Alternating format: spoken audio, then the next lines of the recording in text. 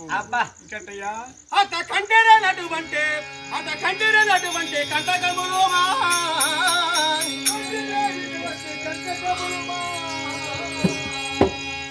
అట కంటేనటువంటి కంటకములు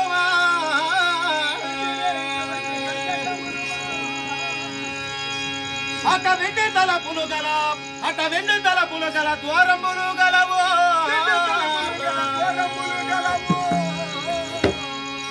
అట వెండి తలపులు గల ద్వారములు గలవు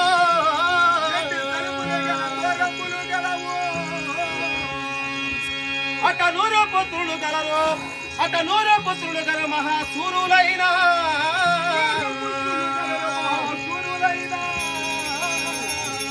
అప్ప అతనే అంటే కోట విద్యాగారికి ఎవరి తరమే కాదు ఆ కోటలో దూరములలో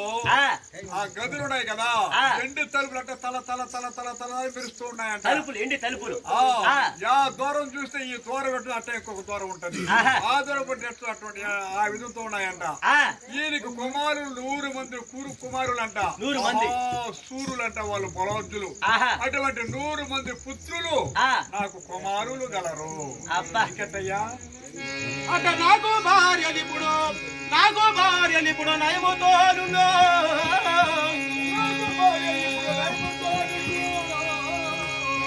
అట నాకు భార్యనిప్పుడు నయముతోను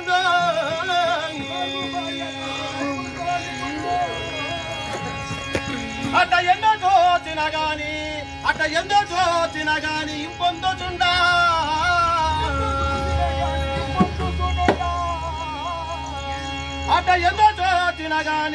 అట ఎందో చూచిన గాని ఇంపొందుచుండా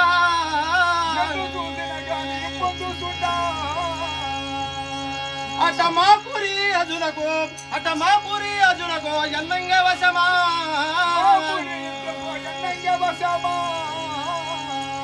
అట మా పురి అజునకు ఎన్నంగ వశమా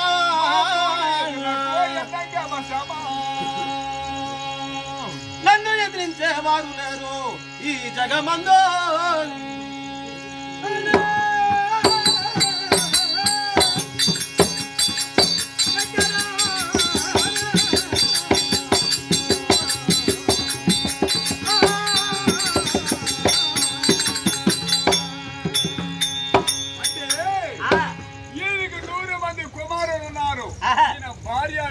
మండోదరి కానీ లంకాపురి పట్టానికి అధిపతిగా ఆయన రాజ్య పరిపాలన చేస్తున్నాడంట ఈయన ఎదిరించేదానికి ఎవరి తరమే కాదు కాబట్టి ఈ విధంతో వీరాది వీరుడిగా రాజ్య పరిపాలన చేస్తున్నాను అని విన్నవిస్తున్నాడు ఏమంటారు సాగా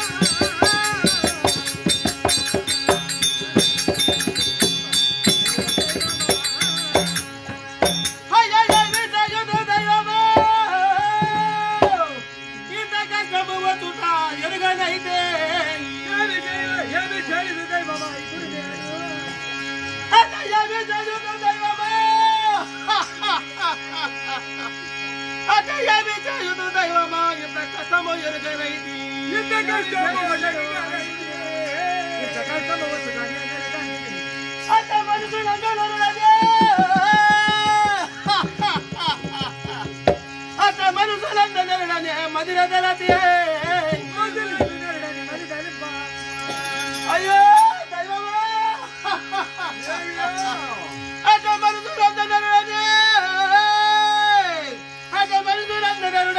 మధుర గలతే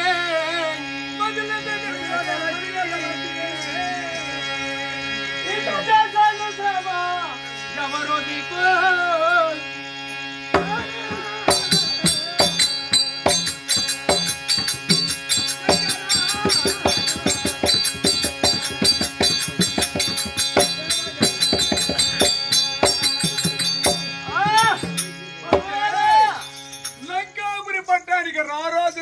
పరిపాలన చేస్తున్నాడు ఒక్క చోట వచ్చిందంటే ఈయనకి బాధ ఎందుకంటే కదా దశరథ మహారాజు కుమారులు ఉన్నారే రామ లక్ష్మణులు వనవాసి దిచ్చుల అరణ్యవాసం పోయినారు 14 ఏళ్లు గడిపేదానికి ఎవరు రాముడు లక్ష్మణుడు సీతాదేవిని వెంట పెట్టుకుని ఎప్పుడంటే వీళ్ళ వనవాసి దిచ్చుల అరణ్యవాసం వచ్చినారు వీళ్ళు బయలుదేరి దండకార అరణ్యానికి వచ్చారండి దండకార అరణ్యానికి అధిపతి వీళ్ళ చెల్లెలు శూర్పణఖ అధిపతి ఆ వనానికి ఎప్పుడు వీళ్ళు వనం చేరినారు ఆమె నరవాసన పడేసిందంట పరిగెత్తే పోయిందంట వాళ్ళు మింగేదానికి రాముడు ఉండే అంత సంతానం చూసిందంట చూసి అట్టే నిలబడి పుడిచింది రామాను ప్రేమించండిందంట అప్పుడు ఏం చేశాడంటే రామ ఒక అరవలో ఒకే మాట ఒకే బాణము ఒకే సతి కానీ నిన్ను మోహించేవాడు నేను కాదు అట్లా ప్రేమ ఉంటే తమ్ముడు లక్ష్మణుడు పోన్నాడంట నేరుగా లక్ష్మణుడి దగ్గర పోయిందంట లక్ష్మణుడు ఏం చేశాడంటే ఈ కన్ను సైజ్ చేశాడంట దాని ముక్కులు చెవులు తక్కువ పంపించరాని అప్పుడు అన్నమాట శిరస వహించి ముక్కులు చెవులు తక్కువ పంపించేశాడంట లక్ష్మణుడు శూర్పణఖని ముక్కు చెప్పేదేను ఈ మంటకి తాళ లేకుండా వచ్చి ఈయన దగ్గర మొరపెట్టుకునిందంట అన్నయ్య సాధారణమైన నరులు ఎవరో కాదు నన్నిటువంటి పన్నాగుగా వింటాడి మన జన్మం ఎందుకన్నయ్యా నా జన్మం అనిందంట అందుకేమంటావమ్మన్నాడంట నెరవేరాలంటే అరణ్యములో ఉండాలి రాముడి భార్య సీతాదేవి ఆమె ఎత్తుకు చెరలో పెట్టు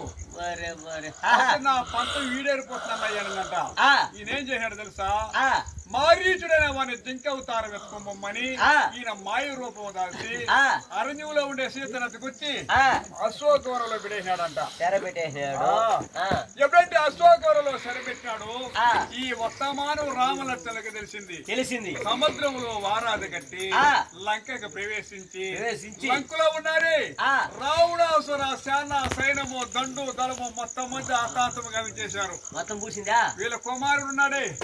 ఎవరా మేఘవర్ణుడు మేఘాలే గద్దిస్తాయంట మేఘవర్ణుడు పుట్టప్పుడు మేఘం గద్దించిందా వాడు దచ్చినాడు వీడికంటే బలం కలిగిన వాడు కుంభకర్ణుడు వాడు కూలిపోయినాడు ఉండేది ఒక్కడే అప్పుడు బొమ్మలేదంట రేపు తెల్లవారితో రావణ వదని నిశ్చయించి వాళ్ళ జయ పెరిగే స్వయాగృహంలో పౌరులిచ్చుంటారు కాబట్టి నా సేనా సైన్యం పోయింది నా దండు దళం కూలిపోయినారు నా మూల బలమే అనిపోయింది నేను ఒంటరివాడైపోయినాని అయ్యో పాటు అంత షర్ట్ అన్నారా నన్ను కాపాడేవారు ఎవరు మాటిను ఇప్పుడు ఈ సేనా సైన్యం పోయింది దండు దళం అయిపోయినారు మూల బలమే కుంగిపోయింది కాబట్టి నువ్వు ఒకడన్నా బాగుండాలనుకుంటే ఒక మాట చెప్పరా నేను చెప్తాను చెప్పమంటావని ఇప్పుడు కూడా మించిపోయింది లేదా నేరుగా పోయి ఆ యొక్క రామలక్ష్మణుడు పాదాలు పట్టుకొని చెప్పేది ఆ యొక్క సీతాదేవిని ఎత్తుకుపోయి రాముడికి అప్పగిచ్చి తప్పు అయిపోయిందని క్షమాపణ అడుగు సరే చచ్చిపోయి నువ్వు కాపాడతావు రమ్మని పిలుస్తా ఉంటే అంటే చెప్పున్నారు ఎట్లా ఆరిపోయేది ఎట్లా పడుతుంది కాంతిగా గప్ప గప్ప గప్ప గప్పని ఆరిపోతుంది అవును ఇది ఆరిపోయేది చెప్పు అంటే నేను ఒక మాట చెప్తా ఎట్లా నిన్ను ఎదిరించాలంటే ఇంద్రాసులు ఎవరి వల్లే కాదు కాబట్టి నువ్వు ఇప్పుడు ఒంటరి వాడు ఉన్నావు నీకంటే బలాదుడు నీ బాల్య స్నేహితుడు ఒకడు ఉన్నాడు మాయా మైరావణుడు మహేంద్ర జాల అది ప్రముఖ విద్యలంతా ఉంటున్నాయి మాయా మైరావణుడు వాని కానీ లేఖ రాసినావంటే అర్జెంటుగా వచ్చి నేను కాపాడా రాసి వంటకపోదు అది జట్టకపోను అది కూడా పోవాలి కూడా నేను రమ్మన్నట్టుగా లేఖ రాసి అది త్వరితగా రప్పించండి మహారాజా రాజశ్రీ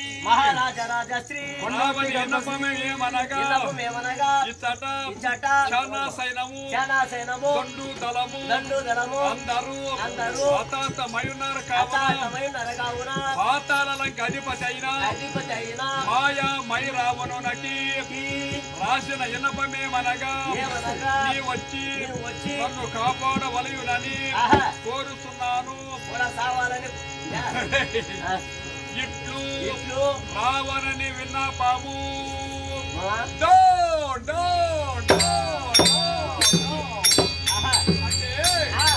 ఈ శుభలేఖ రాసి ఇది బాల్య మిత్రుడంట ప్రహస్తుడైనవాడు ప్రథమ బంటు నమ్మిన బంటు అతను తగిలి చంపించేశాడు. అతను బయలుదేరి పాతాళంకి పోతున్నాడంట. పాతాళంకి అధిపతి ఎవరు తెలుసా? మాయా మైరావణుడు. ఇట్టుండే సమయంలో ఆ మాయా మైరావణుడు వచ్చాడు.